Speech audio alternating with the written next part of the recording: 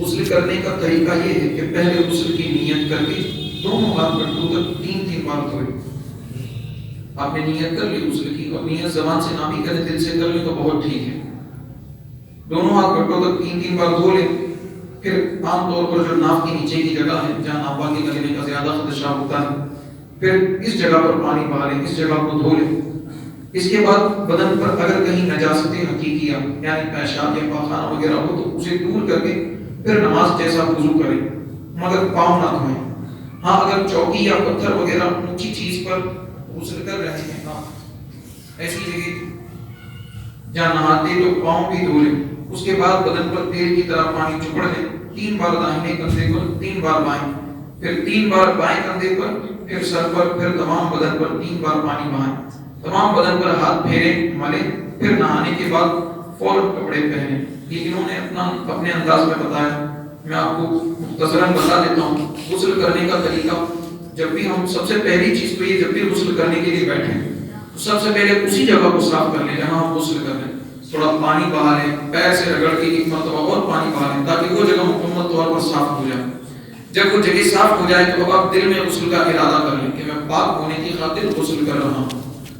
جب آپ غسل کا ارادہ کر لیں تو جس طرح عام طور پر نماز کا وضو ہم بناتے ہیں بالکل اسی طرح آپ وہاں پر وضو بنا لیں. اب پرانے دور میں یہ ہوتا تھا کہ نالیاں وغیرہ ایسے نہیں ہوتی تھی، اس طرح کی لائن نہیں ہوتی تھی کہ پانی بہہ سکے، تو وہاں پر پانی اکٹھا ہو جاتا تھا، پانی جمع ہو جاتا تھا. تو وہ لوگ یہ کرتے تھے کہ پورا وضو بناتے تھے، صرف پیر چھوڑ دیتے تھے اور پیر اخیر کے لیے چھوڑ دیتے تھے.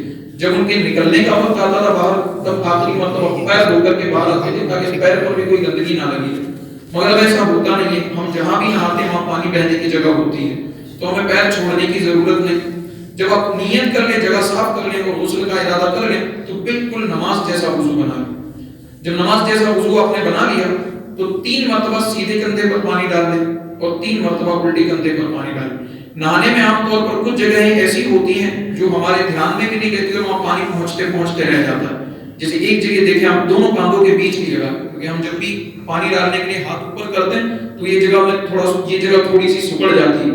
تو ممکن ہے کہ آپ کے سکڑنے کی وجہ سے یا پیٹ پر بال زیادہ ہونے کی وجہ سے صحیح طریقے سے پانی نہ پہنچ سکے.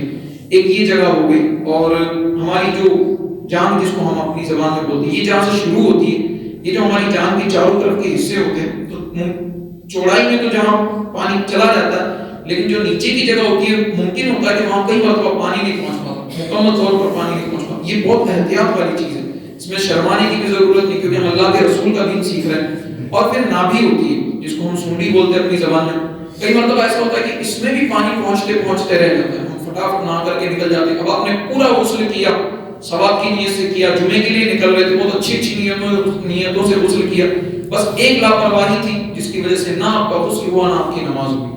اور جب تک آپ اسی حالت میں رہیں گے، دوبارہ اچھے سے غسل نہیں کریں گے، آپ ناپاکی کی حالت میں رہیں گے. اگر آپ پر غسل فرض ہوا تھا تو ایک نابھی ہو گئی، دونوں کاندھوں کے بیچ کی پچھلی جگہ ہو گئی. اور اس طرح جہاں پانی پہنچنا مشکل ہو کوشش کیا کریں وہاں بھی مکمل طور پر پانی پہنچ جائے. تو جب آپ وضو بنا لیں تو 3 مرتبہ دونوں کاندھوں پر پانی ڈالیں. جب آپ ادھر سے بھی پانی ڈالیں گے، ادھر سے بھی پانی ڈالیں تو بھی اس جگہ کے سوکھنے کا امکان ہی نہیں رہے گا. یہ جگہ آپ کے اللہ نے چاہا تو مکمل طور پر بھیگ جائے گی. غسل میں 3 ہی چیزیں فرض ہیں. اگر آپ کو زیادہ چیز یاد نہ بھی رہے تو آپ صرف اتنا یاد رکھیں جب بھی غسل کریں تو کلی اچھی طرح کر لیں اور گرگرا کرنا ضروری ہے. اگر آپ روزے دار نہیں ہیں تو آپ گرگرے بھی کریں. اگر آپ کا روزہ ہے تو آپ صرف کلی کریں، کیونکہ ایک تجربہ ہے کہ گرگرے کرنے میں کچھ قطرات پانی کے حلق میں اتر ہی جاتے ہیں. تو اگر آپ کا روزہ ہے تب تو آپ کو گرگرے کرنے کی ضرورت نہیں. اور ایسا بھی نہیں روزہ کھولنے کے بعد آپ دوبارہ گرگرے کریں، آپ نے جو غسل کر لیا وہ بہت ہے. تو اگر آپ کا روزہ نہیں ہے تب تو آپ کو کلی اس طرح کرنی ہے کہ پورے منہ میں پانی پہنچ جائے اور اچھے سے گرگرے کر لیں تاکہ اندر تک منہ کی جڑ تک پانی پہنچ جائے. 3 مرتبہ کم از کم ضروری ہے، کم از کم 3 مرتبہ. اتنے میں ممکن ہے کہ آپ کا منہ سوکھا رہ جائے، کہیں نہ کہیں سے دانتوں میں کچھ پھنسا اس کو بھی نکال لیں. جب 3 مرتبہ اچھے سے کلی کر لیں اور گرگرے کر لیں پھر اس کے بعد 3 مرتبہ ناک میں پانی چڑھائیں. اور ناک میں پانی چڑھانے میں یاد رکھیں ناک کی جو ہماری نرم ہڈی ختم ہوتی ہے اس کے اوپر تک پانی پہنچانا ضروری ہے. یعنی آپ کو پانی اوپر کھینچنا ہلکا سا اور ناک کو اچھے سے صاف کر کے پھر پانی چڑھانا ہی ضروری ہے تاکہ آپ کی ناک مکمل طور پر صاف ہو سکے. آدھی ناک تک پانی پہنچائیں گے، کلی اچھے سے کر لیں گے، ناک میں پانی چڑھا لیں گے. یہ 2 فرض ہو گئے. اب ایک فرض بچا، وہ ہے پورے بدن پر پانی بہانا.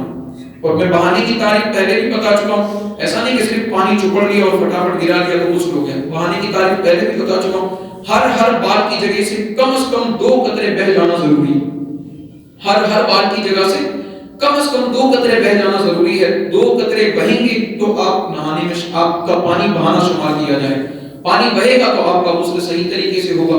اب کچھ احتیاط سن لیں، یہ غسل کا طریقہ ہو، کچھ احتیاط سن لیں۔ ہمارے گھروں میں دیکھنے کو ملتا ہے عام طور پر اس وقت جو بچیاں ہوتی ہیں ہماری، وہ ناخن بڑے بڑے رکھتی ہیں کافی، یا تو ناخن بڑے رکھتی ہیں، ان پر نیل پالش لگا کر کے رکھتی ہیں۔ اگر نیل پالش لگا رکھی تو ان کا غسل نہیں ہوگا، اس کو اتار کر غسل کرنا ضروری ہے۔ اور جب تک انسان ناپاک رہتا ہے اللہ کے فرشتے اس پر لعنت بھیجتے رہتے ہیں۔